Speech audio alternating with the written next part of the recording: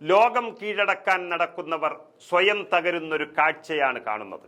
അതായത് ലോകത്തെ വിറപ്പിക്കാൻ നടക്കുന്ന അമേരിക്ക ആഭ്യന്തര കലാപത്തിൽ തകർന്ന് തരിപ്പണമാകുന്ന കാഴ്ചയാണ് കണ്ടുകൊണ്ടിരിക്കുന്നത്. ആരും തന്നെ തകർക്കാനില്ല എന്നുള്ളൊരു ആത്മവിശ്വാസം വച്ചു പുലർത്തുന്നതിനിടയിലാണ് സ്വന്തം പാളയത്തിൽ നിന്ന് തന്നെ ട്രംപിന് ഇരുട്ടടിയായി ആഭ്യന്തര കലാപം അതിശക്തമായി പൊട്ടിപ്പുറപ്പെട്ടിരിക്കുന്നത്. അമേരിക്കൻ പ്രസിഡന്റ് ഡൊണാൾഡ് ട്രംപിന്റെ കുടിയേറ്റ വിരുദ്ധ നയത്തിനെതിരെ ലോസ് ആഞ്ചൽസിൽ ആരംഭിച്ച പ്രക്ഷോഭം മറ്റു നഗരങ്ങളിലേക്കും മറ്റ് സംസ്ഥാനങ്ങളിലേക്കും അതിവേഗം വ്യാപിക്കുകയാണ്.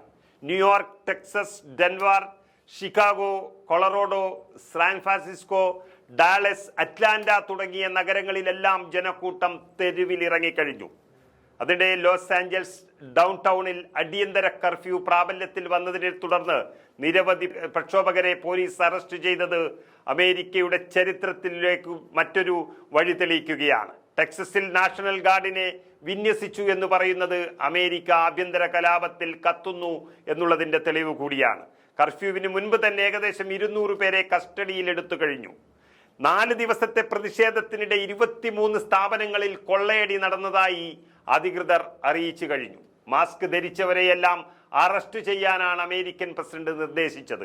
അങ്ങനെ മാസ്ക് ധരിച്ചവരെയെല്ലാം അറസ്റ്റ് ചെയ്യാൻ നിർദ്ദേശിക്കേണ്ടി വരുന്നൊരു ഗതികേടിലേക്ക് അമേരിക്കൻ പ്രസിഡന്റ് ട്രംപ് എത്തിച്ചേർന്നിരിക്കുകയാണ്. കുടിയേറ്റ നിയമങ്ങൾ സംസ്ഥാനത്ത് നടപ്പിലാക്കാൻ മറൈൻ, നാഷണൽ ഗാർഡ് എന്നിവ ഉപയോഗിക്കുന്നതിൽ നിന്ന് ട്രംപ് ഭരണകൂടത്തെ താൽക്കാലികമായി വിലക്കുന്ന അടിയന്തര നിരോധന ഉത്തരവ് അത് പുറപ്പെടുവിക്കണമെന്ന കാലിഫോർണിയയുടെ അഭ്യർത്ഥന ഫെഡറൽ ജഡ്ജി നിരസിച്ചിരിക്കുകയാണ്. ഏകദേശം 700 മറീനുകളെ സജ്ജമാക്കിയിട്ടുണ്ടെന്നും അവർ ലോസ് ആഞ്ചൽസിന് പുറത്ത് ഉത്തരവുകൾക്കായി കാത്തിരിക്കുകയാണെന്നും വരെ പറയുകയാണ്. ന്യൂയോർക്കിൽ വലിയ ജനക്കൂട്ടമാണ് മാർച്ച് നടത്തിയിരിക്കുന്നത്. ട്രംപിനെതിരെ പ്രതിഷേധം ആളിപ്പടരുന്നു. വൈകുന്നേരത്തോടെ പ്രതിഷേധം അക്രമശക്തമായി. ഇന്നലെ ന്യൂയോർക്കിലെ ICE ഓഫീസ് സ്ഥിതി ചെയ്യുന്ന കെട്ടിടത്തിന് സമീപം തടിച്ചുകൂടിയ പോലീസും പ്രതിഷേധക്കാരും തമ്മിൽ ഏറ്റുമുട്ടൽ വരെ ഉണ്ടായിരിക്കുന്നു. ഷിക്കാഗോയിലും വിൻഡി സിറ്റിയിലും പ്രതിഷേധക്കാർ പോലീസിന് നേരെ സമാനമായി ഏറ്റുമുട്ടൽ നടത്തി. ഓസ്റ്റിനിലെ പ്രതിഷേധ പരിപാടി നിയമവിരുദ്ധമായ ഒരു ഒത്തുചേരലായി പ്രഖ്യാപിക്കേണ്ടി വന്നു അമേരിക്കയ്ക്ക്. പിന്നീട് കണ്ണീർ വാതകം പ്രയോഗിക്കുകയും 13 പേരെ അറസ്റ്റ് ചെയ്യുകയും ചെയ്തിരിക്കുന്നു. അതുപോലെ ഡാലസിൽ പ്രതിഷേധക്കാരും പോലീസും തമ്മിൽ വലിയ സംഘർഷമാണ് ഉണ്ടായിരിക്കുന്നത് എന്ന റിപ്പോർട്ടുകൾ വരുന്നു. സംസ്ഥാനത്തെ നിരവധി സ്ഥലങ്ങളിലേക്ക് ടെക്സസ് നാഷണൽ ഗാർഡിനെ വിന്യസിക്കുന്നതായി ഗവർണർ ആബട്ട് പ്രഖ്യാപിക്കുകയും ചെയ്തു. പ്രതിഷേധങ്ങളെ തുടർന്ന് സാൻ ഫ്രാൻസിസ്കോ ബേ ഏരിയയിലെ 2 ഇമിഗ്രേഷൻ കോടതികൾ അടച്ചിട്ടതായും ഉദ്യോഗസ്ഥർ വ്യക്തമാക്കുന്നു. കൊളറാഡോയിലെ ഡെൻവറിൽ ICE വിരുദ്ധ പ്രതിഷേധക്കാർ ഒത്തുകൂടി തെരുവുകളിലൂടെ മാർച്ച് നടത്തിയത് അമേരിക്കയുടെ ചരിത്രത്തിൽ തന്നെ കാണുന്നതിൽ അപൂർവമാണ്.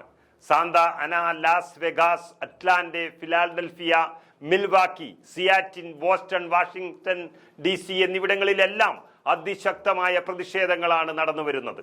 അങ്ങനെ യഥാർത്ഥത്തിൽ ഇപ്പോഴൊന്നും തിരിച്ചു വരാൻ കഴിയാത്ത രീതിയിൽ ട്രംപും അമേരിക്കയും കത്തിയമരുകയാണ് ആഭ്യന്തര കലാപത്തിൽപ്പെട്ട്. ആദ്യം തന്നെ സ്വന്തം ശരീരത്തിലെ മുറിവുണക്കാതെ മറ്റുള്ളവരോട് യുദ്ധം ചെയ്യാനുള്ള ശക്തിയില്ലാതെയായി മാറിയിരിക്കുന്നു അമേരിക്കയെ സംബന്ധിച്ചിടത്തോളം ഈ ആഭ്യന്തര കലാപം എന്നതാണ് ചുരുക്കം. എപ്പോഴും നമ്മൾ കാണുന്ന ഒരു സംഭവമുണ്ട്. 2 രാജ്യങ്ങൾ തമ്മിൽ കലഹിക്കുമ്പോൾ അതിൻ്റെ എരിതീയിൽ എണ്ണയൊഴിക്കുന്ന അമേരിക്കയ്ക്ക് ഇത് കർമ്മഫലം തന്നെയാണ് വരുത്തി വച്ചിരിക്കുന്നത്.